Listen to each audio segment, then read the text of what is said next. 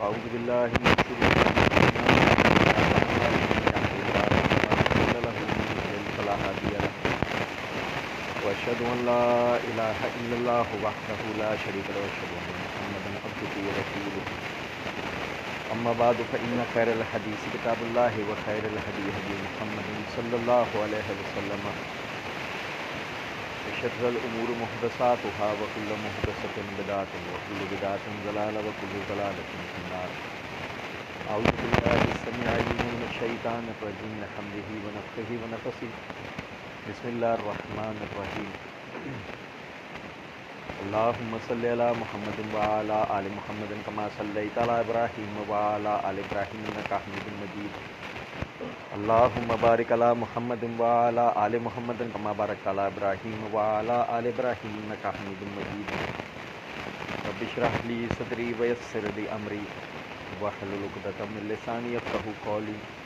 رب زدني علما. لقد أرسلنا نوحا إلى قومه فقال يا قوم اعبدوا الله ما لكم من إله غيره إني أخاف عليكم عذاب يوم عظيم. قال الملأ من قومه إنا لنراك في ضلال مبين. قال يا قوم ليس بي ضلالة ولكني رسول من رب العالمين أبلغكم رسالات ربي وأنصح لكم وأعلم من الله ما لا تعلمون. أَوَعَجِبْتُمْ أَنْ جَاءَكُمْ ذِكْرٌ مِّن رَّبِّكُمْ عَلَىٰ رَجُلٍ مِّنكُمْ لِيُنذِرَكُمْ وَلِتَتَّقُوا وَلَعَلَّكُمْ تُرْحَمُونَ فَكَذَّبُوهُ فَأَنجَيْنَاهُ وَالَّذِينَ مَعَهُ فِي الْفُلْكِ وَأَغْرَقْنَا الَّذِينَ كَذَّبُوا بِآيَاتِنَا إِنَّهُمْ كَانُوا قَوْمًا عَمِينَ. اللہ رب العزت کے فضل و کرم سے آیت نمبر 58 تک آخری درس میں نے پڑھا تھا. آیت نمبر 59 سے آیت نمبر 64 تک آپ بھائیوں کے سامنے پڑھا ہے. آدم علیہ السلام کے واقعے کے بعد وہ نتیجہ کہ جس کو ابتدائی ہدایات کو تسلیم نہ کرنے کے نتیجے میں انسانوں کو درپیش ہوا، اس کا وہ ابدی و ازلی دشمن ابلیس، جس نے وہ باطل نظریات اور عقائد جس سے انسان اللہ رب العزت کی بڑائی اور اس کی عبادت سے دور ہو جاتا ہے،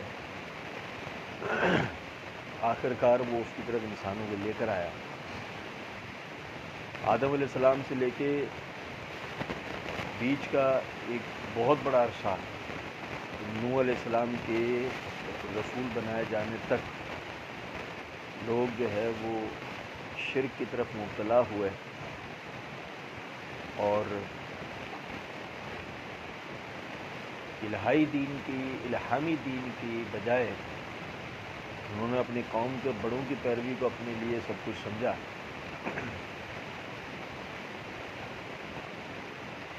ایک نقطہ بڑا غور طلب ہے.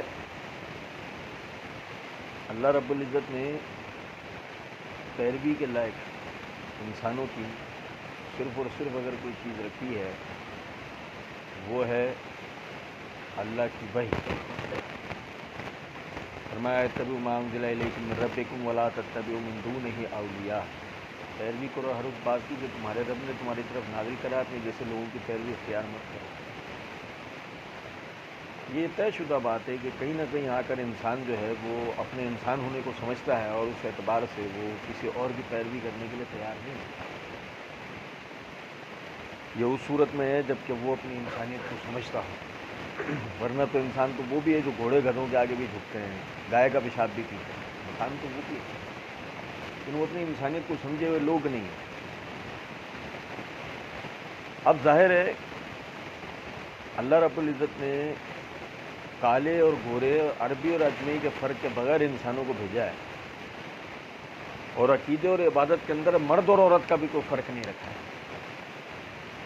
عورت پر بھی اسی طرح اطاعت و فرمانبرداری اور عبادات ہیں کہ جس طرح مرد کے اوپر ہے. بعض معاملات میں مرد کو اس کی برداشت کے مطابق بوجھ رکھا گیا اور بعض معاملات میں عورت کو.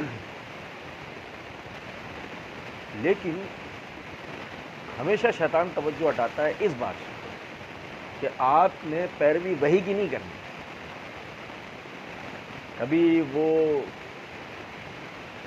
قوم کے بڑوں کی پیروی ہو جاتی ہے، کبھی وہ نبیوں اور رسولوں کی پیروی ہو جاتی ہے، کبھی وہ جنات اور فرشتوں کی پیروی ہو جاتی ہے، کبھی وہ جادو ٹونے کی پیروی ہو جاتی ہے، اور کبھی وہ ائمہ و علماء کی پیروی ہو جاتی ہے، کبھی وہ پیروں فقیروں کی پیروی ہو جاتی ہے، کبھی وہ کرکٹروں فلم اسٹاروں کی پیروی ہو جاتی ہے، اور کبھی کسی کی اور کبھی کسی کی۔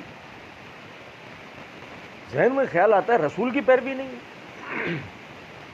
دیکھیں رسول کی پیروی وحی کے اندر داخل ہے، وَلَقَدْ أَرْسَلْنَا مِن رَسُولٍ إِلَّا لِيُطَاعَ بِإِذْنِ اللَّهِ، اور البتہ ہم نے ہر رسول اس لیے بھیجا ہمارے حکم سے اس کی پیروی کرو۔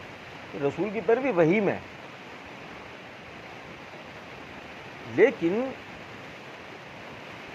اب اگر آدمی پہلے وحی کو فراموش کر دے، جیسے مثال دیتا ہوں آپ کو ایک چھوٹی سی، آپ نے وہ گروہ بھی دیکھا ہے جو بدعات کا یعنی کہ بہت زیادہ دل دادا ہے، بہت زیادہ بدعات کی پیروی کرتا ہے۔ ان سے پوچھیں آپ رسول سے محبت نہیں کرتے، رسول کے پیروکار نہیں ہیں؟ وہ کہیں گے بالکل ہم کرتے ہیں، ہم رسول کے پیروکار ہیں۔ ان چیزوں میں کس بات کی پیروی کر رہے ہو؟ رسول کی پیروی کر رہے ہو۔ کیسے کر رہے ہو؟ بھائی رسول نے نہیں کہا جس نے دین میں اچھا طریقہ نکالا۔ اب دیکھو رسول کی پیروی ہوئی نا بظاہر، لیکن وہ فراموش کیا کس بات کو کہ وہ طریقہ جو حلال یا حرام کی طرف، ثواب یا عذاب کی طرف لے جائے، جس سے باقاعدہ ایک پہچان بننا شروع ہو جائے کہ یہ فلاں ہے اور یہ فلاں ہے۔ یہ تو شریعت میں داخل ہو گیا نا، اور رسول شریعت ساز نہیں ہے۔ جب رسول نہیں ہے تو تم میں کیسے ہو سکتا ہے؟ سورہ تحریم کی آیت ہے نا، یا ایھا النبی لما تحرم ما احل اللہ لک۔ اب اس آیت میں کیا بتایا گیا کہ رسول بھی اپنی طرف سے کسی چیز کو حلال یا حرام نہیں کر سکتا۔ اس کا مطلب اصل میں جو پیروی ہے وہ پھر وہی گھوم پھر کے آگے وہی کی پیروی ہے۔ تو اب سمجھیں جب یہ فراموش ہو گیا ایک مرتبہ، نہیں وہی کی پیروی نہیں ہے وہ، جب ہمیں ضرورت نہیں ہے، بس ہمارے بڑے سمجھتے ہیں وہ کافی ہے۔ جب یہ حالات ہوئے تو بڑوں کو ابلیس نے سکھایا سمجھایا کہ تمہارے اوپر یہ جو بارشیں برستی تھیں، جو تمہیں رزق ملتا تھا، یہ کس وجہ سے تھا؟ تو پتہ نہیں۔ دیکھو فلاں تم میں اللہ کا نیک بندہ تھا، فلاں تھا فلاں تھا، ود، سوا، یغوس، یعوق، نصر، یہ تھے نا تمہارے درمیان۔ جب تک یہ تمہارے درمیان تھے، کسی کی وجہ سے بارش ہوتی تھی، کسی کی وجہ سے سبزہ اگتا تھا، کسی کی وجہ سے تمہیں روزی ملتی تھی، کسی کی وجہ سے تمہیں شفا ملتی تھی۔ پھر اب وہ نہیں رہے تو اب ملے گا؟ ہاں ملے گا۔ کیسے؟ جب تم ان کی یاد تازہ کرو۔ کیسے؟ وہ ان مقامات پر بیٹھتے تھے، ان مقامات پر ان کی یادگاریں قائم کرو۔ نہیں سمجھے؟ سلیب لگا دو، جیسے آج ہمارے یہاں ہوتا ہے۔ جس جگہ پر یسوع مسیح یا ان کی والدہ بیٹھے ہیں، اٹھے ہیں، گئے ہیں، آئے ہیں، جائے ہیں، کوئی بھی کسی بھی طرح کا معاملہ ہوا ہے، وہاں مسیحیوں نے سلیب لگا دیے۔ یا جیسے ہمارے ہاں بعض لوگ ہیں کہ وہ یہ کہتے ہیں کہ جی چونکہ اس مقام پر فلاں بزرگ آئے تھے، عالم، سمجھ رہے ہیں کچھ بات کا مطلب ہے؟ یہ یادگاریں بناتی ہیں استحان، وہ جگہیں جہاں غیر اللہ کے یہ واسطے وسیلے، سفارش، مرادیں، منتیں مانگنے، نظر و نیازیں، عرس، یہ وغیرہ یہ ساری چیزیں پھر ہونا شروع ہوتی ہیں۔ جب قوم نوح اس طرف آئی ہے، اللہ رب العزت نے نوح علیہ السلام کو بحیثیت رسول چنا اور اپنی قوم کے اندر بھیجا۔ فرمایا لقد ارسلنا نوحا الی قومہ، ہم نے بھیجا نوح کو اس کی قوم کی طرف۔ اچھا یہاں ایک نقطہ غور طلب ہے، ہر رسول اور نبی آیا ہے اپنی قوم کے لیے، اس کی رسالت کسی اور کے لیے نہیں ہے۔ کوئی اور قوم کا شخص اس کے پیروی نہ کرے تو وہ گناہگار نہیں۔ یہ بات سمجھ رہے ہیں؟ نوح علیہ السلام اپنی قوم کے لیے آئے، اب قوم لوط اگر ان کی پیروی نہیں کرتی تو اس کے اندر کوئی مسئلہ نہیں ہے، لیکن ان کی رسالت پہ ایمان لانا لازمی ہوگا کہ ہاں نوح علیہ السلام اللہ کے رسول ہیں، اس پر ایمان لانا لازمی ہوگا، پیروی کرے نہ کرے کوئی مسئلہ۔ اب نوح علیہ السلام کی پیروی نہیں ہے، لوط علیہ السلام کی پیروی نوح علیہ السلام کی قوم کے لیے نہیں ہے یا دیگر کے لیے نہیں ہے۔ جب نبی صلی اللہ علیہ وسلم کی باری آتی ہے تو فرمایا وما ارسلناک الا رحمۃ للعالمین، ہم نے آپ کو تمام جہانوں کے لیے رحمت بنا کے دی.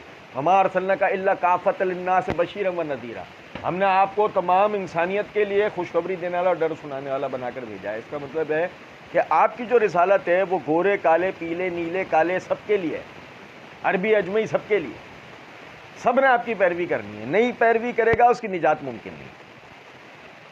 جب پیروی نہیں کرے گا اس کی نجات ممکن نہیں. جیسے نوح علیہ السلام کی پیروی جن لوگوں نے نہیں کی ان کا کیا ہوا؟ سب پر عذاب آیا. اتفاق ہے، ہاں بھائی بالکل سب پر عذاب آیا.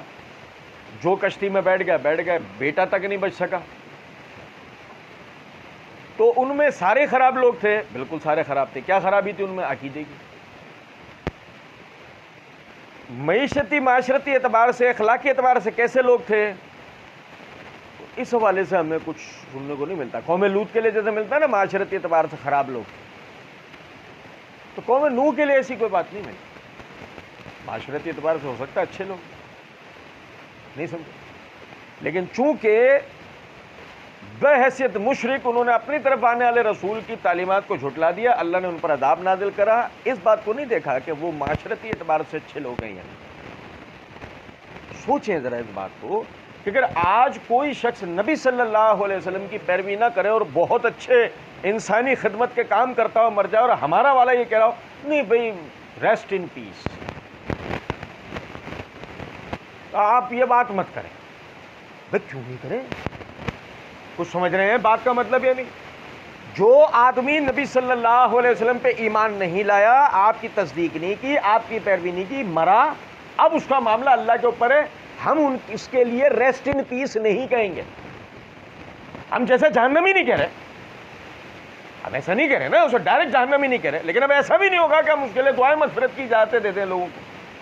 ہم یہ اجازتیں دے دیں گے نہیں، اس کو وہ والی عزت و مرتبہ دو کہ جو نبی صلی اللہ علیہ وسلم پہ ایمان لانے والا، آپ کی تصدیق کرنے والا، آپ کی تعلیمات پر عمل کرنے کے لیے مشقت اٹھانے والے کا برابر کر دیں ہم اس کو. نہیں، وہ بھی امن میں گیا اور یہ بھی امن میں گیا. یہ کیسے ممکن ہے؟ نوح علیہ السلام کی قوم کے اتنے سے لوگ ان پہ ایمان نہیں لائے، اللہ نے ان کے اوپر عذاب نازل کر دیا.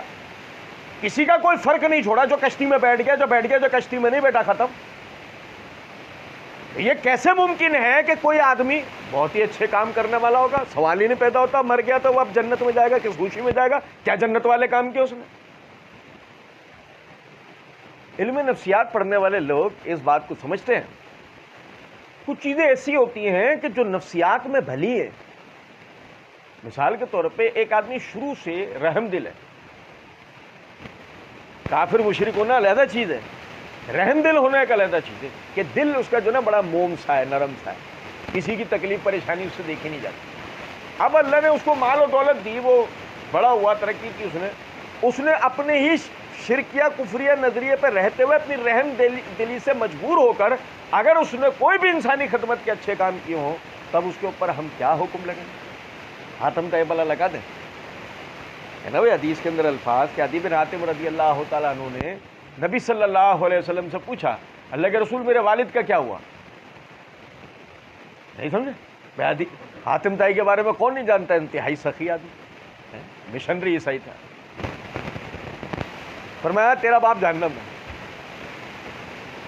کیا کہا ہے؟ تیرا باپ جہنم میں. تو کیا پتہ لگا؟ عقیدے کی اہمیت عقیدہ اور عمل لازم و ملزوم. عقیدہ وہ جو نبی صلی اللہ علیہ وسلم نے بتایا، عمل وہ جو نبی صلی اللہ علیہ وسلم نے بتایا ہے، دونوں ایک دوسرے کے ساتھ لازم و ملزوم ہیں. آدمی کسی ایک میں کوتاہی کرے گا، اس کا معاملہ اللہ کے اوپر ہوگا. ہم اس کے اوپر مسلمان مومن کی بحث نہیں کر سکتے. ہم اس کو وہ درجہ نہیں دیں گے کہ جو ایک مومن مسلمان کا درجہ ہے. فرمایا لقد ارسلنا نوحا الی قومہ فقال یا قوم اعبدوا اللہ ما لکم من الہ غیرہ. پچھلے دنوں بھی سورت کی ابتدا میں ایک مقام پر ہم نے پڑھا تھا. دیکھیں بہت سارے یعنی عبارتوں کے مشہور معروف تراجم، ان میں مزید غور و غوص نہ کرنے کے نتیجے کے اندر یہ ہوا کہ بہت ساری چیزیں جو نا ان کی اہمیت ہماری نظروں سے نکل گئی. جیسے کہ ایک محاورہ ہمارے پیارے نبی، یہ محاورہ ہے ہم بولتے ہیں ایسے جملے، ہمارے پیارے نبی، جبکہ وہ ہمارے نبی نہیں ہیں، وہ اللہ کے نبی۔ نبی صلی اللہ علیہ وسلم کس کے نبی ہیں؟ اللہ کے نبی ہیں، اللہ کے رسول ہیں۔ ہمارے کون ہیں؟ ہمارے نبی نہیں ہیں۔ ہمارے کون ہیں؟ ہمارے مقتدا ہیں، ہمارے پیشوا ہیں، ہمارے راہبر ہیں، ہمارے قائد ہیں، ہمارے استاد ہیں، ہمارے اوپر آنے والے مبلغ ہیں۔ کچھ بات آ رہی ہے سمجھ میں؟ نہیں۔ اب وہ رسول تک جو کہانی رہی نا، ہمارے پیارے رسول، تو انہوں نے رسول کو اس وقت سے لے کے اور پرویز کی حد تک جانے تک ایک ہی جگہ پر رکھا کہ اس کا کام تھا پیغام پہنچانا۔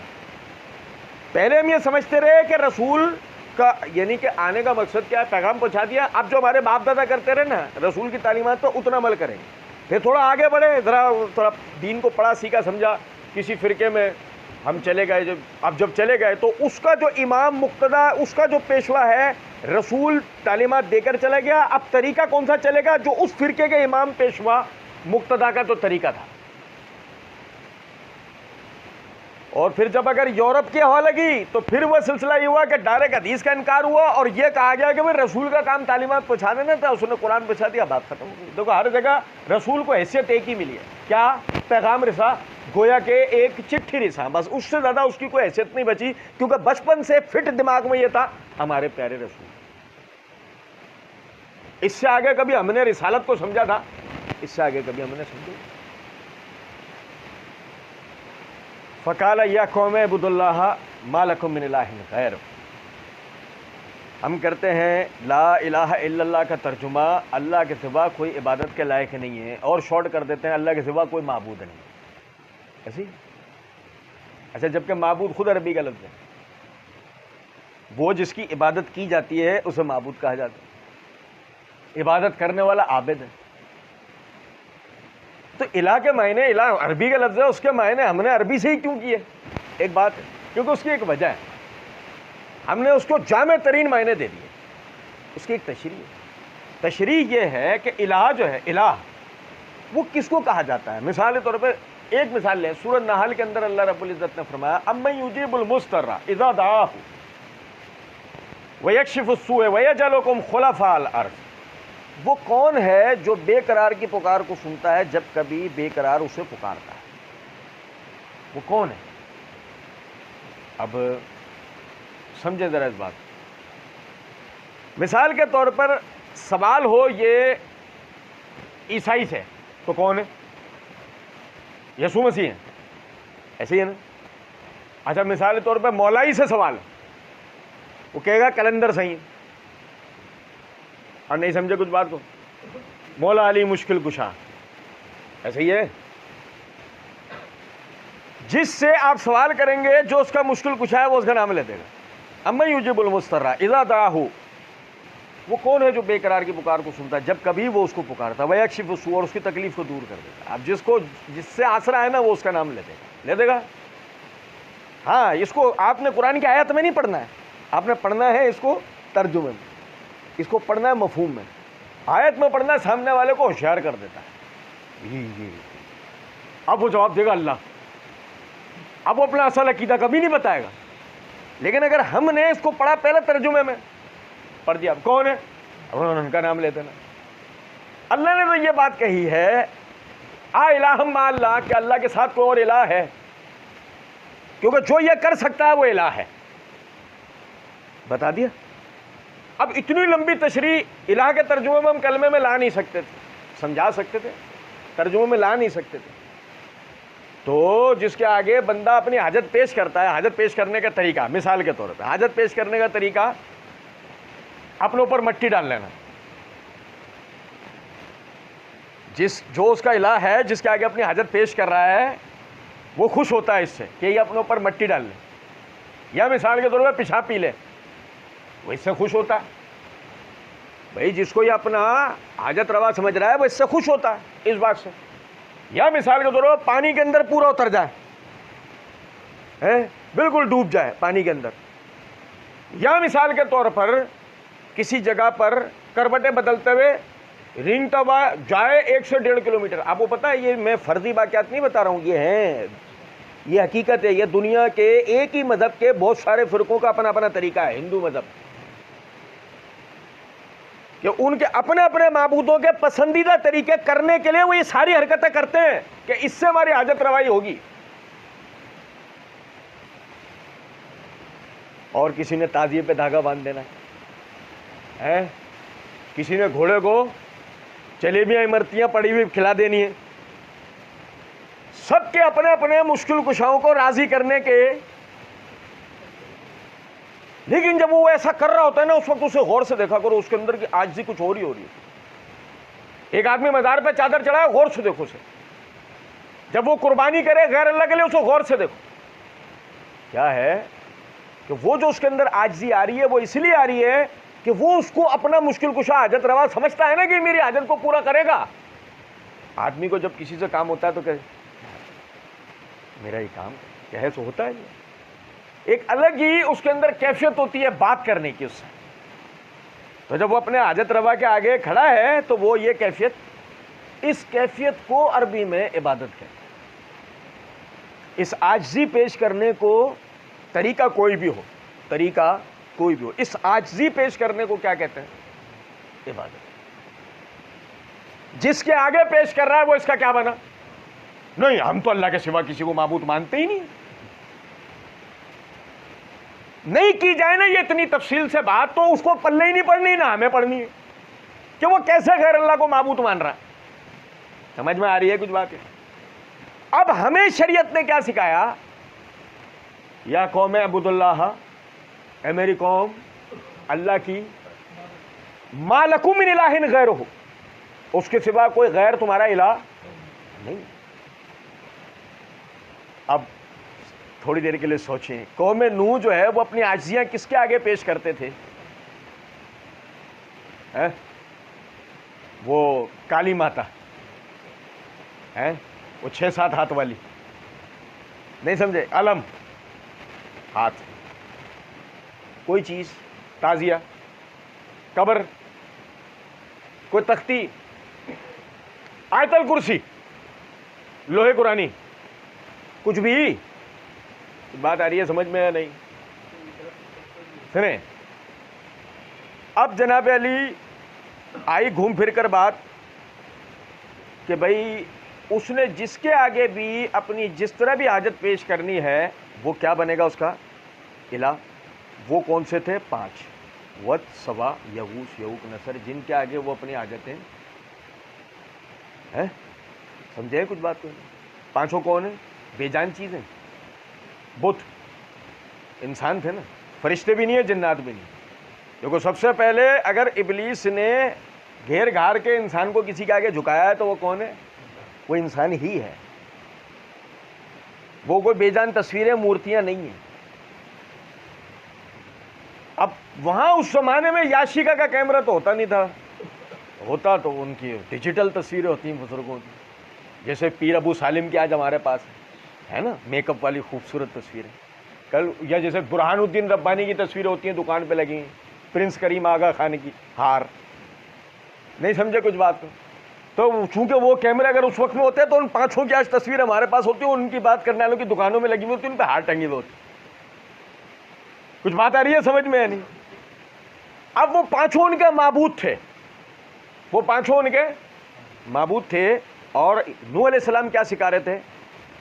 یا قوم اعبدوا اللہ ما لکم من الہ غیرہ. یعنی کہ اگر اس کو ایک جملے میں کہیں تو نوح علیہ السلام انہیں کہہ رہے تھے کہ تم کہو لا الہ الا اللہ, اللہ کے سوا کوئی الہ, تم یہ کہو. یہ کی طرف یہ 5 کچھ بھی نہیں کرتے. یہ 5 تو خود اللہ کے آگے محتاج تھے, یہ تو خود اس کی مخلوق ہے, یہ تو خود اب حساب کے لیے منتظر ہیں اپنی اپنی قبروں میں, یہ تو خود روز محشر لائن میں لگے ہوئے ہوں. بات آ رہی ہے سمجھ میں؟ انی اخاف علیکم عذاب یوم عظیم, میں تم پر ایک بڑے دن کے عذاب کا خوف رکھتا ہوں. اچھا, وہ بڑے دن کا عذاب کا خوف کیا ہے؟ وہ وہی ہے جو ان پر عذاب آیا تھا. سمجھے ذرا اس بات کو, یہ عذاب ان پر کس وجہ سے آیا تھا؟ پھر دوبارہ سے ایک دفعہ ریوائز کر لیں اس کو. وہ کیا کرتے تھے؟ وہ جھوٹ بولتے تھے, وہ ناپ تول میں کمی کرتے تھے, وہ زنا کاری کرتے تھے, وہ سود کھاتے تھے, وہ ناحق قتل کرتے تھے, وہ ڈکیتیاں کرتے تھے, وہ ایسے کیا جرائم کرتے تھے کہ جن کی وجہ سے ان کے اوپر عذاب آئے گا؟ کوئی تشریح ہے، کوئی تفصیل ہے سوائے اس کے کہ وہ ایک ہی معاملہ تھا، اور وہ تھا شرک، کہ یہ شرک اگر تم نے نہیں چھوڑا تو تم پر ایک بڑے دن کے عذاب کا مجھے خوف ہے۔ قال الملأ من قومه انا لنراك فی ضلال مبین۔ اچھا، قال الملأ من قومه، قوم کے بڑوں نے کہا، قوم کے سرداروں نے کہا، انا لنراك فی ضلال مبین، بے شک کہ ہم تجھے کھلی گمراہی میں پاتے ہیں، نعوذ باللہ من ذالک۔ اچھا دیکھ، بڑا غور طلب نقطہ ہے صاحب۔ قوم کے پست لوگوں نے، غریب لوگوں نے نوح علیہ السلام کو کچھ بھی نہیں کہا۔ وجہ کیا ہے؟ غریب کے لیے شروع سے ہی تعلیم نہیں، غریب کے لیے شروع سے ہی تعلیم نہیں ہوتی۔ غریب بیچارہ وہی محنت مزدوری انہی معاملات کے اندر لگا رہتا ہے، اس کے لیے تعلیم نہیں، نہ دینی نہ دنیاوی۔ میں سچ بتا رہا ہوں آپ کو، دینی تعلیم بھی نہیں ہے غریب کے لیے۔ دینی تعلیم تو صرف پتہ ہے کس کے لیے؟ ہمارے گھر کا سب سے ڈفر ترین بچہ جو اسکول میں پڑھ نہیں سکتا نا، اسے مدرسے میں داخلہ کروایا جاتا ہے۔ وہ بہت کم باپ ایسے ہیں جو دین کی خدمت کے لیے اپنے بچوں کو مدرسے میں لگوا کے پڑھواتے ہیں تاکہ دین کی خدمت کریں۔ ان کو صرف اپنے بچوں کو مؤذن، امام، تراویح پڑھانے والا، تعویذ گنڈے دینے والا، جن اتارنے والا یہ نہیں بنانا ہوتا، انہیں باقاعدہ دین کی خدمت لینی ہوتی ہے، دین کے کاموں پہ لگانا ہوتا ہے۔ ایک مبلغ بنانا ہے، ایک عالم بنانا ہے، ایک دین کا خدمت گزار بنانا ہے۔ لیکن بدقسمتی سے ایسے لوگ انگلی کی گنتی پر ہیں، اللہ بڑھائے۔ اب دیکھیں صورتحال یہ ہے، قوم کے سردار آج بھی ہمارے ہاں آپ دیکھیں صورتحال کیا ہے۔ ہر چیز میں ہم نے کسی شخص کو ایک رول ماڈل بنا رکھا ہے، جیسے سیاست میں ہم نے رول ماڈل بنا رکھا ہے، کھیل میں ہم نے رول ماڈل بنا رکھا ہے، انٹرٹینمنٹ میں بنا رکھا ہے، دفاع میں بنا رکھا ہے، ٹیکنالوجی میں بنا رکھا ہے۔ بل گیٹس کے نہ دائیں دیکھیں گے نہ بائیں دیکھیں گے، بل گیٹس سے آگے نہیں بڑھیں گے، وہ بل گیٹس۔ اچھا، خود بل گیٹس سے آگے جانے کی کوشش کریں گے؟ نہیں، بل گیٹس ایسے ہی ہے نا۔ اب سیاست کون سی والی کرنی ہے؟ وہی جنگلی سیاست، وہی ٹانگیں کھینچنے والی، وہی والی سیاست کرنی ہے نا۔ وہ سیاست نہیں کرنی ہے جو اللہ اور اس کے رسول نے بتائی ہے، یہ والی سیاست کرنی۔ وہ تجارت کرنی ہے جو یہود نے کی ہے، آج بھی وہی کرتے ہیں، تجارت وہ والی کرنی ہے۔ کیا کہا؟ ACCA پڑھ رہا ہوں، پڑھ کیا رہا ہے اس میں؟ یہودیت، سارے سود کے طریقہ پڑھ رہا ہے، دین کا نہیں پڑھے گا، دین کا جو تجارتی طریقہ وہ نہیں پڑھے گا۔ اب اس کے لیے رول ماڈل بن گئے نا، تو اب نظریں بھی ان کی طرف رہتی ہیں، یہ جو کہیں گے ویسا ہوگا، یہ جو بولے۔ اب جب نوح علیہ السلام نے جیسی کہا نا، اب ساروں کی نظریں گئی اپنے بڑوں کی طرف، بڑوں نے دیکھا دائیں بائیں، سب ہمیں دیکھ رہے ہیں، اور تو کوئی جواب سوجا نہیں۔ بھئی یہ کہیں گے کہ نہیں اللہ کی عبادت نہ کرو، یہ کہیں گے نہیں، یہ تو عقیدہ ہے نا ان کا بھی، یہ تو ان کا بھی عقیدہ ہے نا کہ اللہ خالق ہے، مالک ہے، رازق ہے، یہ تو ان کا بھی عقیدہ ہے، لیکن اکیلا اللہ ہی ہے، اس کے ساتھ کوئی شریک نہیں ہے، یہ ان کا عقیدہ نہیں۔ بس یہ ہے بات۔ ورنہ تو جس وقت یہ کہا گیا یا قوم اعبدوا اللہ، اے قوم اللہ کی عبادت کرو، تو پہلے پہچان کرائی جاتی ہے نا اللہ کون ہے، یا وہی پلٹ گو اللہ کی بات کرے یہ کون ہے۔ جس نے صلح حدیبیہ میں صلح لکھتے ہوئے بسم اللہ الرحمن الرحیم پر کہہ دیتا انہوں نے، یہ رحمان الرحیم کون ہے ہم نہیں جانتے، ہم صرف اللہ کو جانتے ہیں، لکھو بسمک اللہم، ہمارے اللہ کے نام کے ساتھ شروع کرو۔ اللہ کو جانتے تھے نا، ہم نہیں جانتے کسی رحمان الرحیم کو۔ بالکل اسی طریقے سے یہاں بات ہے کہ وہ اللہ کو تو مانتے ہیں، اللہ کو تو جانتے ہیں، اس لیے کہا گیا کہ ایک اکیلے اللہ کی عبادت کرو، ما لکم من الہ غیر، اس کے سوا کوئی تمہارا غیر الہ نہیں ہے۔ اب قوم کے سارے چھوٹے لوگوں نے اپنے بڑوں کی طرف دیکھا، بڑوں نے بھی دیکھا دائیں بائیں سے ہماری طرف توجہ ہے، اب کیا کریں؟ اللہ مالک خالق رازق ہے، عبادت تو اسی کی ہے اکیلے، جواب تو بظاہر کوئی اس کا بن نہیں سکتا۔ وہ ہمارے والے ہوتے جدید ورژن، نئی انسٹالیشن جو ہے مشرکین کی ہے، ایک جگہ پر جو ہے نا وہ عید کی نماز کا خطبہ چل رہا تھا، تو ایک موصوف حیدرآباد کی جانی مانی شخصیت ہے، وہ خطبہ دیتے ہوئے کہہ رہے ہو دیکھو، اچھا اس وقت وہ نواز شریف کا دور تھا، دیکھو جس طرح نواز شریف وزیر ہے، اس نے اپنے ماتحت کچھ وزارتیں قائم کی ہیں، اب وزیر خزانہ ہے, تمہیں خزانے کا مسئلہ ہے, تو تم کیا نواز شریف کے پاس جاؤ گے یا وزیر خزانہ کے پاس جاؤ؟ اگر تم کسی طرح نواز شریف کے پاس چلے بھی گئے تو وہ تمہیں یہ کہے گا بھائی میں نے وزیر خزانہ کیوں بنا رکھا ہے, کیوں میرا ٹائم ضائع کر رہے ہو, وہاں جاؤ. سمجھے؟ یہ سمجھ گئے منطق, میڈ ان اجمیر منطق, میڈ ان اجمیر منطق. اور سنیں, اب جناب علی نتیجہ یہ اخذ کیا انہوں نے کہ اسی طرح اللہ نے, سمجھ گئے, تو لہذا اللہ کے پاس نہیں جانا ہے. یہ یقین کریں اگر ابو جہل کے سامنے کھڑا ہوتا نا تو ابو جہل پتہ کیا کہتا, تو کافر ہے, مشرک ہے. حاجی ابو جہل کیا کہتا ہے اس کو؟ واہ, ابو جہل نے حج کیا ہے بھائی, ابو جہل نے طواف کیے ہوئے, یار کیا ہو گیا تمہیں, ہمارا والا شرک کر کے حاجی بنا پھر رہا ہے تو وہ حاجی نہیں ہو سکتا. اور سنو, جب ہمارا والا الحاج کرا رہا ہے سارے شرک کرنے کے بعد تو اس غریب کا کیا قصور تھا پھر؟ حاجی ابو جہل دیکھ لیتا تو بولتا تو تو یار وہ پکا مشرک گیا.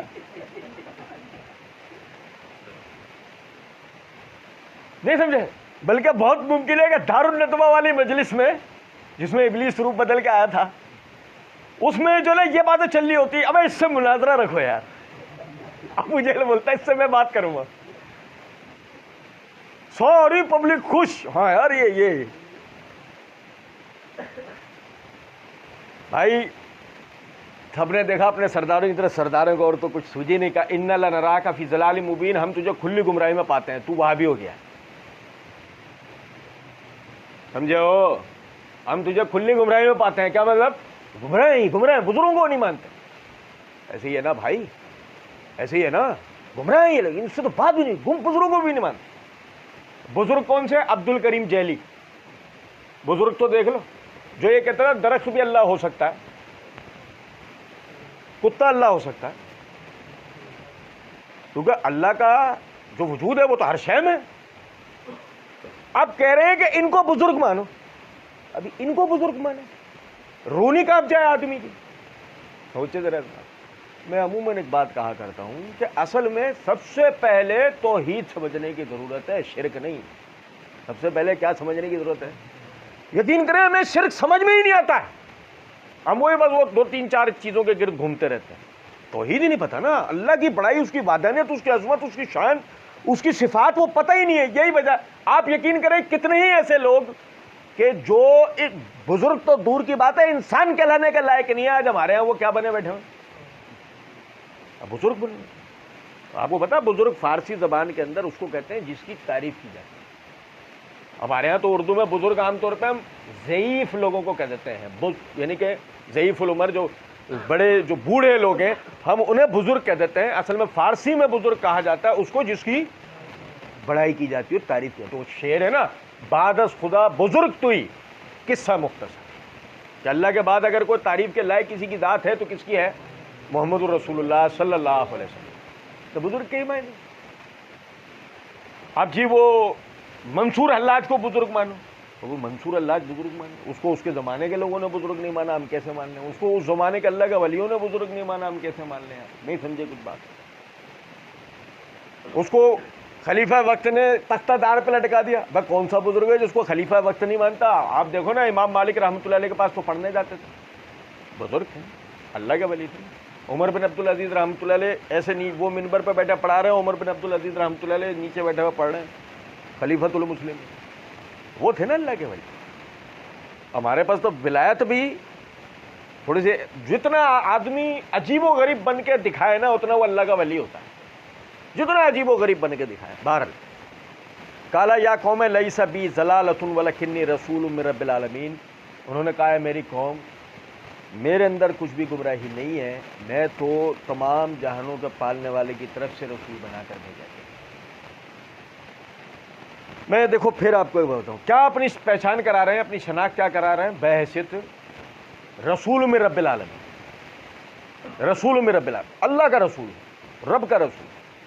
اور یہی سمجھنے کی ضرورت ہے کہ ہم نے رسولوں کے اوپر خاص طور پر محمد صلی اللہ علیہ وسلم پہ ایمان اس حیثیت سے لانا ہے کہ آپ اللہ کے رسول. معمولی بات ہے. تو پوچھا بھائی کس کی پیروی کرتے ہو؟ اللہ کے رسول کی پیروی کرتے ہیں. کسی عام انسان کی نہیں. کس کی پیروی کرتے ہیں؟ اللہ کے رسول کی پیروی کرتے ہیں. اللہ باتیں کرتا ہے ان سے, اللہ سکھاتا, سمجھاتا, سجھاتا ہے. بات آ رہی ہے سمجھے, کس کی پیروی کرتے ہیں؟ جس سے غلطی کا امکان اس وجہ سے نہیں ہو سکتا کہ اسے سکھاتا کون ہے. اب کس کی پیروی کریں؟ اس کی کہ جو اٹھتے بیٹھتے غلطیاں کرتا ہے, یا اس کی جو کہتا ہے ران کو عربی میں پٹ کہتے ہیں. عرب بھی پریشان ہے کہ ہم پے کب ڈھونڈ کے لائے. پے بھی ہمارے اندر نہیں. سمجھے کچھ بات؟ اچھا جی. ابلغکم رسالات ربی وانصح لکم وعلم من اللہ ما لا تعلم. ابلغکم رسالات ربی, میں اپنے رب کے پیغامات تم تک پہنچاتا ہوں. آپ دیکھیں ذرا, تھوڑی دیر کے لیے سوچیں. اس آدمی کو دیکھیں جو کتے کے آگے ہاتھ جوڑ کر منت مان رہا ہے, وہ جو گائے کا پیشاب پی کر اپنے لیے اولاد مانگ رہا ہے, اپنے لیے شفا مانگ رہا ہے. غور سے دیکھیں جو گھوڑے گدھوں کے آگے جھک رہا ہے اور ان کو جلیبیاں کھلا رہا ہے. غور سے دیکھیں پتھروں کے آگے جھکنا لے, قبروں کے آگے جھکنا لوں کو غور سے دیکھیں ایک نظر, اور پھر اپنے آپ کو دیکھیں کہ جو اللہ نے آپ کو ہدایت دی. موازنہ کر کے دیکھیں کبھی ان سے جو دین کے نام پر, عقیدے کے نام پر کفار کے گلے کاٹنے کی بجائے خود ماتم کر رہے ہوتے. آپ کو سمجھ میں آئے گا کہ اللہ کا ہم پر کتنا بڑا احسان ہے کہ اس نے ہمیں تصور جہاد دیا, ماتم. اللہ کی قسم آپ کو سمجھ میں آئے گی کہ ہدایت کیا چیز ہے. لیکن یہ ہدایت یقین کریں یہ آپ کے ہمارے اعمال کا کرشمہ یا نتیجہ نہیں. یہ ہدایت اللہ رب العزت کی نعمت ہے جو ہم تک پہنچی ہے رسولوں کی وجہ. ابلغکم رسالات ربی, میں اپنے رب کے پیغامات تم تک پہنچاتا ہوں. یہ مقام و مرتبہ کسی عام انسان کو مل سکتا؟ اس کے لیے کوئی وظیفہ نہیں. اب میری بات سمجھ. اب پتہ ہے اہل سنت کا بنیادی ایک عقیدہ ہے کہ رسالت جو ہے نا, رسالت وہ کسبی عمل نہیں ہے, وہ بھی منصب ہے. یعنی کہ ایک بندہ کوشش کر کے رسالت حاصل کر سکتا نہیں. اللہ جس کو چاہے اس کو بحیثیت رسول چنتا ہے اور اسی پر اپنی وحی نازل کرتا ہے.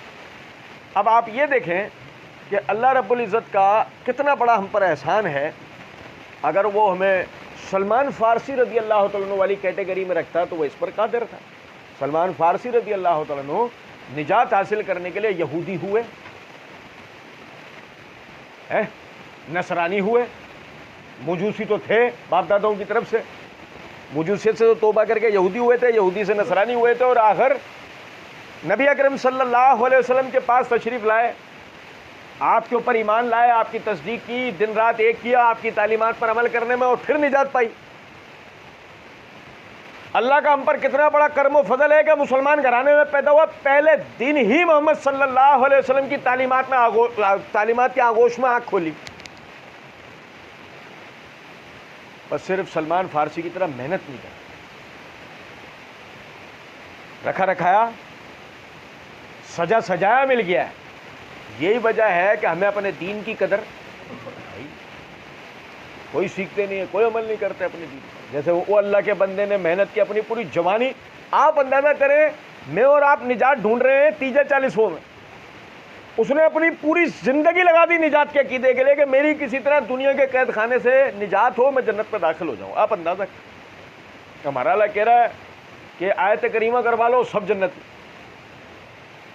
میلاد کا ایک پروگرام کرا لو پورا محلہ جنت ہے, سوراخ والے تمبوؤں میں جھانک جھانک کے سارے جنتی ہو گئے. وہ کبھی پوسٹر کے اوپر دیکھیں 6 سے 7 تصویریں لگی ہوتی ہیں, فلانی باجی فلانی باجی فلانی باجی, خوب میک اپ کے ساتھ تصویر. کیا جنت؟ ان کی جنت میرے خیال میں سکھر میں کہیں ہے, وہ والی تو نہیں. وہ والی جنت میں ایسی عورتوں کا تو داخلہ کہیں بھی نہیں. نہ قرآن میں نہ حدیث میں۔ اندازہ کریں وَأَنْسَهُ لَكُمْ، نبی صلی اللہ علیہ وسلم کی حدیث ہے صحیح بخاری کتاب الایمان کے اندر، فرمایا مومن کے مومن پر جو حقوق ہیں ان میں سے ایک بات نبی اکرم صلی اللہ علیہ وسلم نے فرمائے وَالنُّصْحِ لِكُلِّ مسلم، ہر مسلمان اپنے مسلمان کے لیے خیر خواہ رہتا ہے، نصیحت کرنے والا رہتا ہے۔ وَأَنْسَهُ لَكُمْ، نوح علیہ السلام نے جو اپنی قوم سے کہا میں تمہارا خیر خواہ ہوں، تمہاری بھلائی چاہتا ہوں۔ یہ دیکھیں، یہ سمجھے اس بات کو، جو آدمی آپ کی بھلائی چاہے اس سے بڑا آپ کا کوئی محسن ہو سکتا ہو ہی نہیں سکتا، جو آپ کی بھلائی چاہتا ہے، اور اس میں پہلے نمبر پر رسول ہیں۔ دیکھیں یہ بھی ایک ہماری بڑی بدقسمتی ہے، ہمارے ہاں بہت سارے لوگ نصیحت کرنا ہے نا، زہر اگلنے کو بولتے ہیں، منہ سے زہر اگلنے کو نہیں۔ دیکھو بھائی میری عادت ہے، میں تو سچ بولتا ہوں، آپ زہر اگلتے، آپ سچ نہیں بولتے، آپ چوڑیاں بھی پہنا کرو گے، ہر جمعرات توڑ بھی لیا کرو بیواؤں کی طرح۔ تو سمجھ رہے ہیں بات کو یا نہیں؟ منہ سے زہر اگلنا یہ سچ بولنا نہیں ہوتا، سچ کڑوا نہیں ہے، یہ محاورہ غلط ہے، یہ محاورہ غلط ہے، ذہن میں رکھ لو، سچ میٹھا ہے، سچ متوازی ہے، سچ سمجھ میں آنے والا ہے۔ مسئلہ سارا یہ ہے سچ بولنے کا انداز ہونا چاہیے۔ ایک بات کو آپ زہریلے انداز میں بولو، وہ سچ بھی لوگوں کو برا لگنے لگتا ہے، اور اسی کو ذرا پیار سے، سلیقے سے، اخلاق سے، تمیز سے، ترتیب سے، یہ ترکیب سے بولو تو وہی سب کو سمجھ میں آنے لگتا ہے۔ آپ دیکھیں ہمارے معاشرے میں کتنے ہی عیار و مکار و دین فروش و ایمان فروش لوگ ہیں جو انتہائی اخلاق اور تمیز سے جھوٹے تقوی کی چادر اوڑھ کر اپنے باطل نظریات کو بیان کر رہے ہوتے ہیں، اور پبلک کیسا نور برستا۔ ماشاء اللہ، کتنی پیاری بات بتائی آج، کتنے معصومانہ انداز میں، ہوتا ہی نہیں ہوتا ایسا۔ وہ اپنے باطل نظریات کو تمیز اور اخلاق سے سکھا رہا ہوتا ہے، لوگ سمجھ رہے ہوتے ہیں۔ تو سوچیں ذرا اس بات کو کہ اگر آپ سچ کو اخلاق، تمیز، تہذیب اور ترکیب سے بولیں گے تو کیوں نہیں بات سمجھ میں آئے گی؟ اللہ قرآن میں کہتا ہے ادعو الی سبیل ربک بالحکمہ، لوگوں کو اللہ کے دین کی طرف عقل مندی کے ساتھ بلا۔ ایک ہی لٹھ بنا رکھی ہے، سب پر وہی مارتے جاتے ہیں، نہیں سمجھے بات؟ ایک ہی لٹھ بنی ہوئی ہے، سب پر وہی مارتے میں جا رہے ہیں، اور مختلف یعنی کہ نفسیات کے لوگ ہیں، ہم سب کو ایک ہی اس سے جو نا گن رہے ہیں۔ ایسا نہیں ہوتا میرے بھائی۔ ایک تو یہ لگے لپٹے طریقے نہیں ہونے چاہیے، طریقے سادہ ہونے چاہیے، لوگوں کی سمجھ میں آنے والے طریقے ہونے چاہیے۔ یہ بھی ہمارا بڑا علم ہے۔ کبھی تو اردو بولیں گے تو ایسی بولیں گے، سامنے والا بولے ترجمہ تو کرنا۔ جو کبھی اپنی علمیت بتانے بیٹھے ہیں تو وہ دین کے اصولیات کی باریکیاں بیان کریں گے، پبلک کے سر کے اوپر سے جاری ہوگی گا۔ ہو کیا رہا ہے؟ حضرت صاحب اپنی علمیت ثابت کر رہے ہیں۔ اب تو بھائی یہی تھے کہ اپنی علمیت ثابت کرنے کے لیے، کچھ سمجھ رہے ہیں بات کو نہیں؟ نبی صلی اللہ علیہ وسلم نے فرمایا لوگوں آسانیاں پیدا کرو، مشکلات کھڑی نہ کرو، خوشخبریاں دیا کرو، ڈھکایا مت کرو۔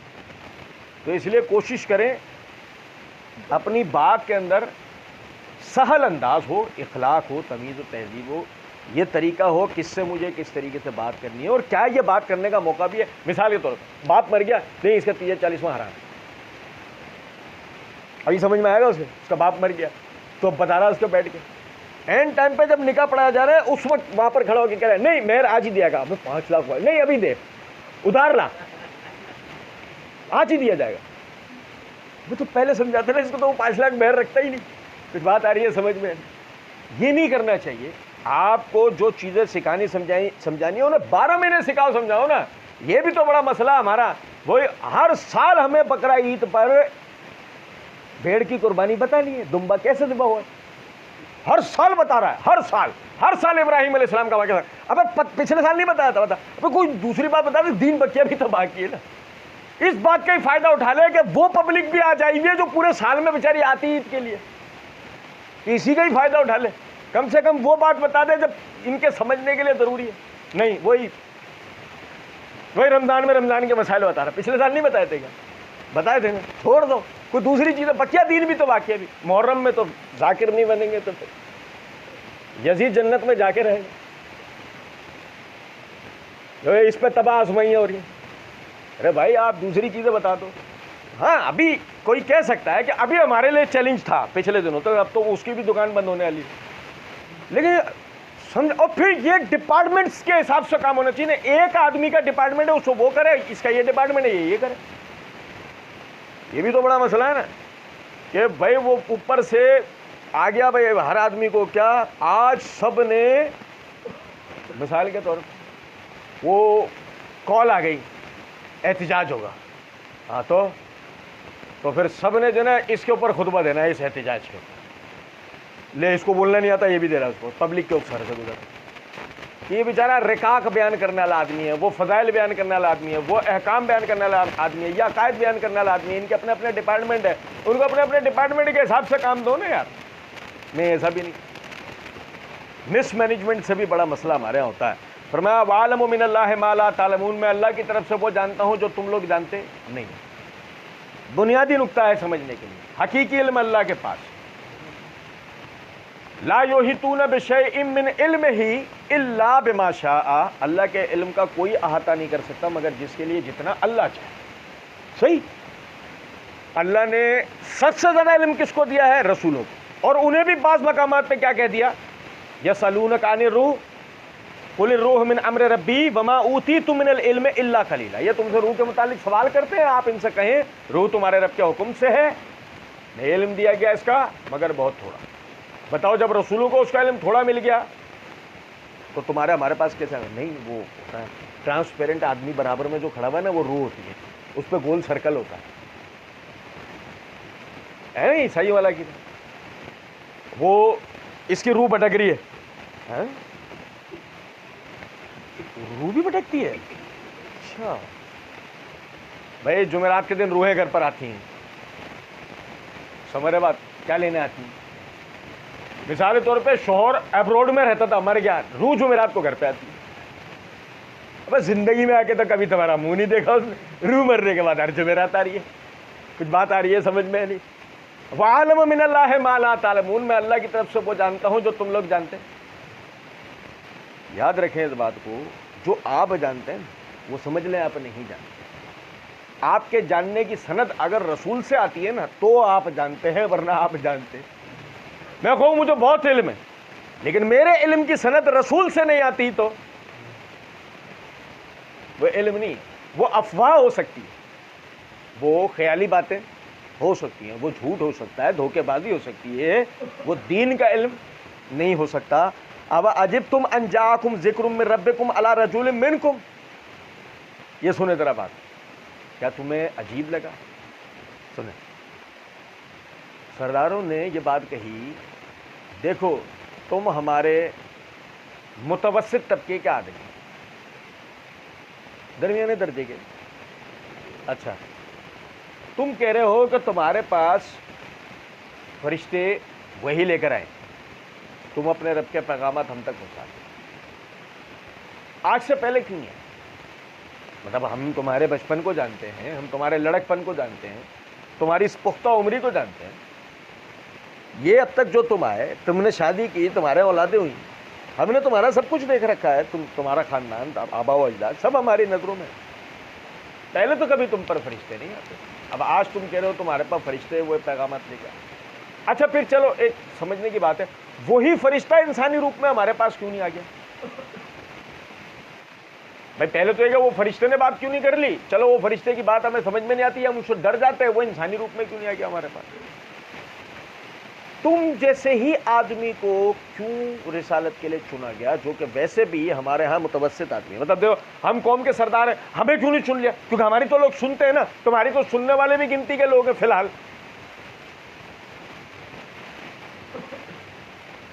شروع سے یہ مسئلہ رہا ہے کہ آیا بشر رسول ہو سکتا ہے یا نہیں, یہ شروع سے مسئلہ رہا ہے.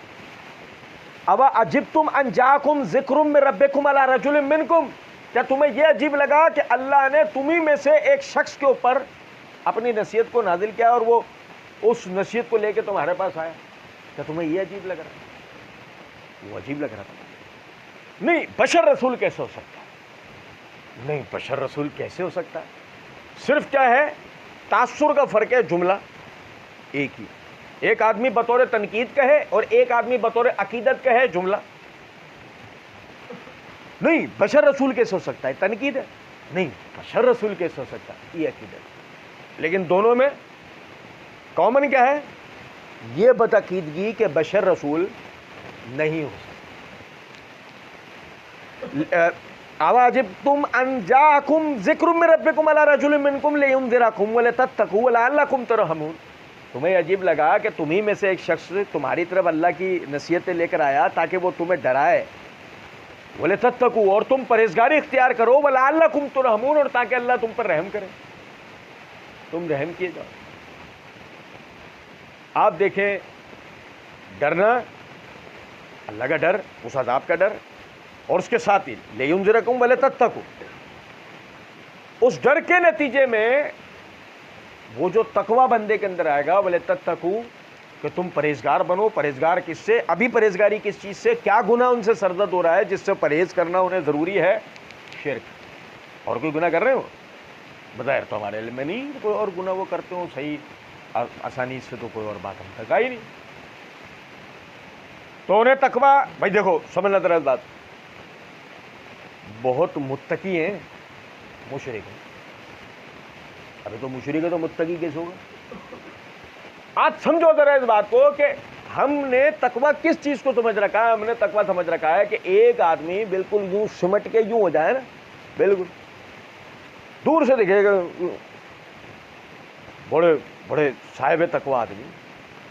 ابے بیمار ہے اس کو دکھائے ڈاکٹروں کو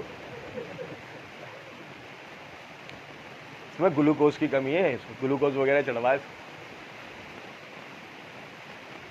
ٹھیک زہد و سادگی اپنی جگہ ہے. ایک آدمی کا اللہ سے ڈرتے ہوئے اپنے بازو جھکا کے رکھنا وہ ایک علیحدہ چیز. لیکن اصل میں تقوی یہ نہیں. ورنہ مجھے بتائیں کیا خالد بن ولید رضی اللہ تعالیٰ عنہ میں تقوی نہیں تھا؟ کیا عبد الرحمن بن عوف رضی اللہ تعالیٰ عنہ میں تقوی نہیں تھا؟ کیا علی بن ابی طالب میں تقوی نہیں تھا؟ اب بھائی بتائیے یہ سارے مجاہدین تھے دن رات کفار سے جنگوں میں لڑنے والے لوگ تھے. آپ سمجھیں کہ یہ والی ڈرامے بازیاں جس کو ہم تقوی سمجھتے ہیں وہ تو ان حضرات کو کبھی چھو کے بھی نہیں گزرا. انہیں کبھی لوگوں نے سمٹا ہوا نہیں دیکھ لیا. انہیں کبھی لوگوں نے اس طرح نہیں دیکھ لیا. ہاں یہ ایسے ہوتے تھے کب؟ اپنے رب کے سامنے رات کو نمازوں میں رات کو صلاۃ اللیل پڑھتے ہوئے اپنے ہی آنسوؤں سے ان کے دامن بھیگ جایا کرتے. مگر ان کی وہ چیزیں پبلک نہیں دیکھتی تھی. ان کے گھر والوں نے دیکھا انہوں نے روایت کیا انہوں نے بتایا. عمر کی سوجی ہوئی ٹانگیں کس نے بتائی؟ ان کی بیوی. علی کے رکوع اور سجدے کس نے بتایا؟ ان کے اولادوں نے. اور کوئی بات آ رہی ہے سمجھ میں یا نہیں؟ تقوی اس چیز کا نام ہے کہ آدمی اللہ سے ڈر کے وہ چھوڑ دے جس کا اللہ نے منع کیا. یہ تقوی ہے. اور تقوی کسی چیز کا نام نہیں. اللہ نے جس چیز سے روک دیا ہے نا کہ یہ نہیں کرنا ہے کچھ بھی ہو جائے آدمی وہ نہ کرے یہ تقوی ہے. جیسے مثال کے طور پہ اللہ نے تکبر سے منع کیا. اب ایک آدمی تکبر چھوڑ دے متقی ہو جائے گا. کچھ بات آ رہی ہے سمجھ میں؟ تکبر نہ کرے. ایسی کوئی بات نہیں کرے جس سے تکبر نظر آئے یا تکبر کا تاثر بھی جائے. لباس میں طور طریقے میں بول چال میں لکھنے پڑھنے میں ملنے جلنے میں رشتہ داریوں میں کسی بھی معاملے میں تکبر ایسی چیز ہو گیا ہے اس وقت میں ہمارے یہاں لوگ سمجھتے نہیں کہ تکبر ہے بھی یا نہیں. شادی ہو رہی ہے فلاں کو دعوت اور وہ یا وہ دعوت دے تو دیں. اب وہ مسئلہ ہے وہ ان کا تم نے پہننا اوڑھنا طور طریقہ تو دیکھا ہی ہے ان کا تم نے. اب ان کو بلا لیں گے اب اس میں فلاں بھی آ رہے ہیں اس میں فلاں بھی آ رہے ہیں. سمجھے یہ تکبر ہے. تمہارے یہاں امیر سے امیر آئے غریب سے غریب آئے اس کو تم نے دعوت دینی ہے. ٹھیک ہے آپ سمجھو معاشرے کی خرابی ہے نا پورے معاشرے کے لیے ہوتی ہے. آخر ان کی اصلاح ہوگی کیسے جب ان کی خرابیاں دکھیں گی. یاد رکھیں اس بات کو. یہ جو لائف سٹائل چینج ہوا ہے نا یہ دیکھ دیکھ کر ہی ہوا ہے. یہ جو ہم اتنے زیادہ اسراف کی طرف جو آئے نا آئے اسی وجہ سے نا. پہلے تو ہم بھی ایسے ہی تھے سارے سے. آج جن کو ہم غریب اور جن کو ہم تیسرے درجے کے لوگ سمجھتے ہیں پہلے ہم بھی یہی غریب اور تیسرے درجے کے ہی لوگ تھے. ہم نے لوگوں کے لائف سٹائل کاپی کر کر کے نقل کر کر کے ہم بھی اس جگہ پر پہنچے. آج ہماری نظر میں ہمارے وہ رشتہ دار وہ دوست احباب ہماری نظروں میں خدا نخواستہ نیچ نظر آ رہے ہوتے ہیں. ہم انہیں نیچ سمجھ رہے ہوتے ہیں. اور بھائی نیچ اللہ کی بادشاہی میں کوئی بھی نیچ نہیں ہے. اللہ کی بادشاہی میں سب بڑے ہیں. سمجھے ذرا اس بات کو, ایک ہی سب کا ڈیزگنیشن ہے فقیر, انتم الفقراء واللہ غنی حمید. تم بھی فقیر اور جیسے تم سمجھ رہے تھے وہ بھی. بس نقطہ سمجھنے کا یہ ہے کہ آدمی نے اللہ کے منع کردہ کاموں سے بچ جانا ہے. جو بھی اللہ رب العزت نے منع کر دیا, فَكَذَّبُوهُ فَأَنجَيْنَاهُ وَالَّذِينَ مَعَهُ فِي الْفُلْكِ وَأَغْرَقْنَا الَّذِينَ كَذَّبُوا بِآيَاتِنَا إِنَّهُمْ كَانُوا قَوْمًا عَمِينَ. قوم نے جھٹلا دیا, ہم نے نجات دی اس کو اور اس کے صحابہ کو فی الفلک, کشتی میں. وَأَغْرَقْنَا الَّذِينَ كَذَّبُوا بِآيَاتِنَا, اور ہم نے غرق کر دیا ان تمام کو جنہوں نے ہماری آیات کو جھٹلایا. انہم کانوا قوما امین, بے شک وہ اندھے تھے. اس آیت میں 3 علیحدہ نقطے ہیں, وقت زیادہ ہو گیا ہے, میں صرف ایک نقطہ آپ کو بتا رہا ہوں, بقیہ پھر انشاءاللہ اگلا درس اسی آیت سے شروع کریں گے. حالانکہ نوح علیہ السلام کا واقعہ یہاں مکمل ہو رہا ہے, آگے دوسرے رسول کا واقعہ شروع ہو رہا ہے, لیکن پھر بھی ہم یہ 2 نقطے لازمی پڑھیں گے انشاءاللہ. اللہ رب العزت یعنی ہمیں اس سے سیکھنے سمجھنے کی توفیق دے گا. آپ دیکھیں اللہ رب العزت نے فرمایا والذین معہ فی الفلک, ہم نے انہیں نجات دی کشتی میں. ایسی آدمی ایک منٹ یہ پڑھ رہا ہے, ایسی سوچے قرآن, کوئی ایک اعرابی حرکت قرآن کی بے معنی نہیں. آپ کو پتہ ہے قرآن کے اندر کوئی ایک اعرابی حرکت بھی ہے نا بے معنی نہیں, اس کے معنی ہے اپنی جگہ, ایک اہمیت ہے اس کی. یہ ہم کسی عقیدت کی بنیاد پہ نہیں بول رہے ہیں کہ ہماری کتاب ہے تو ہم اس کو عقیدت رکھتے نہیں, دلائل کی بنیاد پہ, علم کی بنیاد پہ بات کرتے ہیں, ایک حقیقت کی بنیاد پہ بات کرتے ہیں. فَكَذَّبُوهُ فَأَنجَيْنَاهُ وَالَّذِينَ مَعَهُ فِي الْفُلْكِ, ہم نے وہ کشتی والوں کو, اس کو اور اس کے ساتھیوں کو, کشتی والوں کو بچایا. کشتی میں بچا لیا. کشتی کیوں کشتی؟ وجہ اس کی یہ ہے, آپ سمجھیں ذرا بات.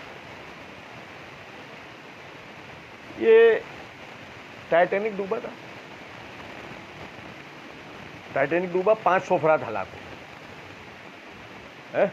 500 افراد سوار تھے نا اس کو, ہلاک ہوئے, سب مر گئے سوائے ان کے جن کو بچا لیا گیا, جنہیں اللہ نے بچایا.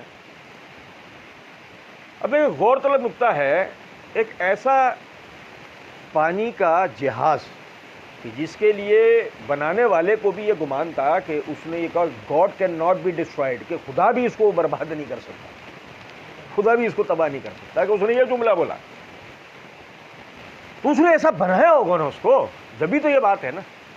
وہ لہروں کا مقابلہ کر سکتا ہوگا, وہ لہروں پہ آنے والے معمولی جزیروں کا مقابلہ کر سکتا ہوگا, وہ آندھیوں تیز یعنی تند ہواؤں کا مقابلہ کر سکتا ہوگا. اس کو ایسا بنایا ہوگا جبھی تو اس نے یہ بات بولی نا. وہ کیا ہوا بھی بحث اس سے نہیں ہے, بحث اس سے ہے کہ انسان نے اپنی تمام عقل و تدبیر لگائی ان لہروں کے مقابلے کے لیے جو لہریں 7 سمندروں پر وہ جہاز چلے گا, 7 سمندروں پر جہاز چلے گا, وہ اس حساب سے بنایا گیا اس جہاز کو. وہ جہاز پوری دنیا کا سفر کروائے گا, اس حساب سے بنایا گیا اس جہاز کو, لیکن ڈوب گیا. اللہ کہہ رہا ہے ہم نے نجات دی کشتی والوں کو. جن لہروں کا سامنا ٹائٹینک کو ہوا وہ لہریں معمولی لہریں تھیں, جو عام طور پہ سمندر میں تیز ہوائیں چلنے سے جو لہریں آتی ہیں وہ بس وہ لہریں تھیں. بات صرف یہ ہوئی تھی کہ اس کو اندر سے نقصان پہنچا جس سے پانی بھرنا شروع ہوا اور وہ ڈوب گیا. لہریں اس کو توڑ تاڑ کے لے گئی, ایسے ہی نا بھائی. لیکن جو نوح علیہ السلام کے زمانے میں جو یعنی جو سیلاب آیا اس کی جو لہر تھی, ماہرین نے پچھلے دنوں جودھی پہاڑ کے اوپر یعنی کہ وہ یعنی تحقیقات کر رہے تھے عراق میں, تو وہاں پہاڑ کی چوٹی کے اوپر ان کو سمندری نمکیات ملے. یہ پہاڑ کی چوٹی پہ سمندری نمکیات کیسے ہوں گے بتائیے؟ وہ جب ہو سکتے ہیں کہ جب وہاں پر پانی اسٹور کیا گیا ہو, سمندری پانی اسٹور کیا گیا ہو وہاں. اب سر کھجائیں ذرا ایک منٹ کے لیے کہ سمندری پانی کو وہاں اسٹور کس لیے کیا جائے گا, کیونکہ جو پانی انسانی صحت کے لیے یا جانوروں کے لیے مفید ہے وہ تو دریا کا پانی. سمندری پانی کو وہاں پر اسٹور کرنے کی ضرورت ہی کیا ہوگی؟ نہ اس سے غسل کر سکتے ہیں, نہ اس کو کھانے پینے میں استعمال کر سکتے ہیں, نہ اس کو پیاس بجھانے کے استعمال میں لا سکتے ہیں. پھر یہ پانی کس لیے ہے؟ سوائے اس کے کہ نوح علیہ السلام کے بیٹے کے منہ سے جو جملہ نکلا تھا نا کہ اگر اس پہاڑ پہ چڑھ جاؤں گا تو وہاں تک تو سیلاب نہیں آیا. اتنی بڑی لہر آئی کہ چودی پہاڑ کہاں تھا؟ پانی کے اندر. قرآن بتاتا ہے نا، میں نوح علیہ السلام کی کشتی جا کے کہاں لگی تھی؟ جودی پہاڑ کی چوٹی پہ. اب جب پانی کے اندر پہاڑ، جو آج ہمیں بالکل ایسے، آپ گوگل پہ سرچ کریں گے سامنے تصویریں نظر آئیں گی، وہ کبھی کسی زمانے میں کہاں ہے؟ ڈوبا ہوا ہے پانی کے اندر. پانی اتنا بلند ہے، اتنی اوپر. تو جو لہریں اس کے لیے آئی ہوں گی، ان لہروں کا سامنا وہ جھونپڑیاں کر پائیں، وہ چوٹیاں کر پائیں؟ کوئی بھی نہیں کر پایا. لیکن اگر کوئی کر پایا تو کون؟ کشتی. بڑی سائنس ہے اس آیت کے اندر اللہ کی، کہ اللہ رب العزت نے نوح علیہ السلام سے ایک ایسی کشتی تعمیر کروائی جو اللہ رب العزت کے علم میں تھا کہ اس طوفان کا سامنا کر سکتی ہے کہ جو دنیا کی تاریخ کا سب سے بڑا طوفان ہوگا. یہ کشتی اس کا مقابلہ کر سکتی ہے. اندازہ کریں. تو اتنی زبردست ٹیکنالوجی والی کشتی لکڑی کی تھی. بنائی کس نے؟ جس نے کبھی زندگی میں کوئی کشتی نہیں بنائی، نوح علیہ السلام. لیکن بنوائی کس نے؟ جو ہر چیز کا صانع ہے. ہر صنعت بنانے والا کون ہے؟ ہر چیز کا خالق کے لیے. کون سی چیز کیسے؟ وہی کشتی سے لہریں یوں ہی نکل جائے گی، ہوا کراس سے کہ یوں ہی نکل جائے گی. وہ کشتی ایسی بنے گی. اس کو فی الحال چلانے کے لیے ہمارے پاس کوئی موٹر، کوئی مشین ہوگی، کوئی چپو چلانے والے لوگ ہوں گے، کیونکہ اس بارش میں رک کون سکتا ہے؟ آسمان سے مسلسل موسلادھار بارش ہو رہی تھی، زمین پانی ابل رہا تھا، دریاؤں میں طغیانیں آ گئی، سمندروں میں ساری لہریں اس طرف آ رہی ہیں. ایسی حالت میں کون باہر چپو چلائے گا؟ لیکن اس سے بھی بڑھ کے بات، کون سا ایسا کیپٹن کھڑا ہے جو کمپاس میں دیکھ کر یہ بتائے جانا کہاں ہے؟ اللہ کی قسم بڑی سائنس ہے. کشتی ہی نہیں بنی، کشتی نے مقابلہ ہی نہیں کیا، بلکہ کشتی اپنے ڈیسٹینیشن پر بھی جا کے لگی ہے.